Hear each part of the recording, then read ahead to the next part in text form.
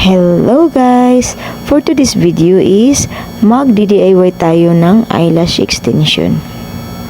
Ang nabili kong eyelash extension is may kasama ng tweezer. So ito po yung tweezer, tapos may dalawang eyelashes glue. So ito po yung glue niya.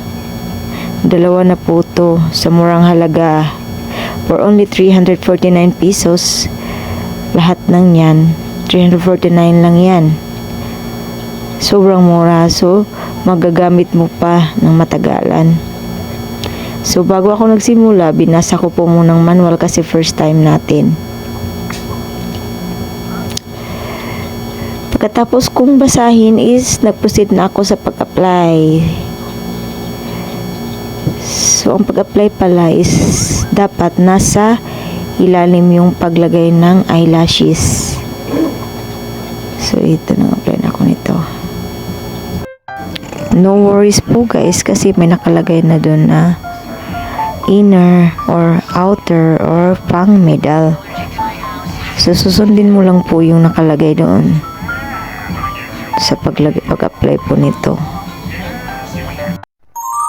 Wow!